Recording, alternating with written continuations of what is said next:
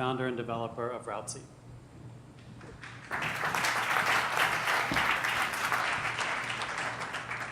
How many of you in here, out of curiosity, actually use my application or are familiar with it?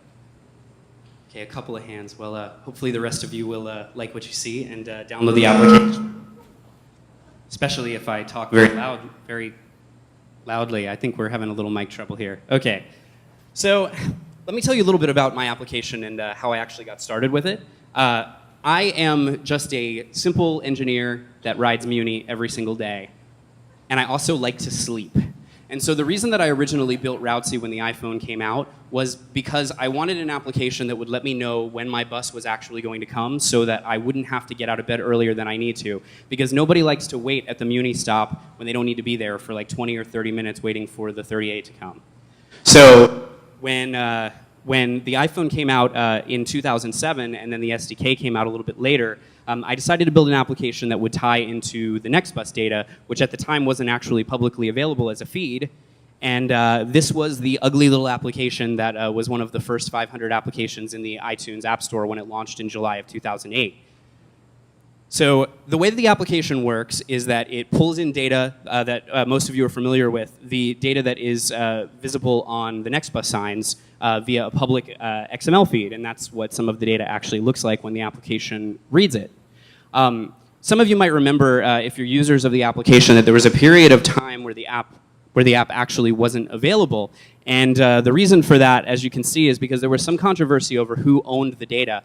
And I'm happy to say that the city of San Francisco actually did the right thing and wrote it into the contract with NextBus that they are the sole owners of the public transit data. And so now there are lots of competing applications and the data is publicly available, which is fantastic. Yes. Yeah.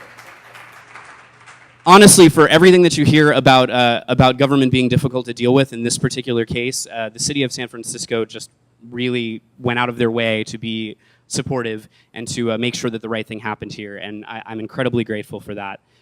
So the application 2 years later looks like this. It's a little bit more attractive now than it was, obviously. And as of now, there have been approximately 12,000 downloads of the app, and there are about 1,000 unique daily users, and probably about 2,000 or 3,000 sessions per day. So a lot of people use it actively as a part of their daily lives. And so tonight, I want to give you a little bit of a preview of what's actually coming up for Routesy, which is Routesy 3.0. Which is getting a nice, attractive new icon, which some of you will recognize what that looks like. It looks like the FastPass, so that it'll be a little bit more familiar on your home screen. And I'd like to just do a quick little shout out to the people that have helped me make the application look great, because engineers usually aren't designers.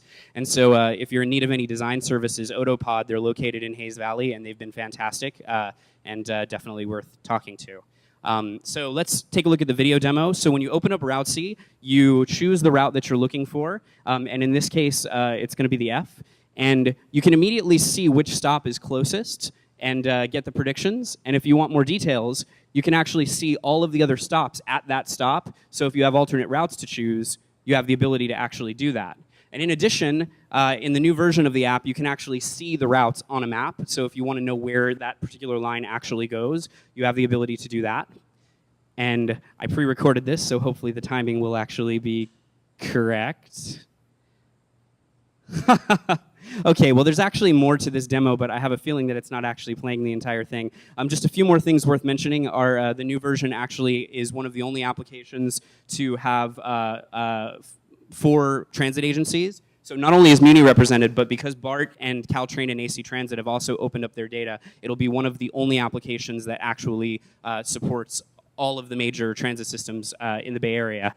And so just a couple of words I want to say, because this is a lightning talk and I technically have 5 minutes to speak, is that what the city can do in order to make sure that developers like myself continue to have the ability to actually make great apps is that we need for the city to keep the data coming. And that could be any data. Even if it doesn't sound like it's particularly interesting or exciting, developers will come up with really cool stuff to do with it.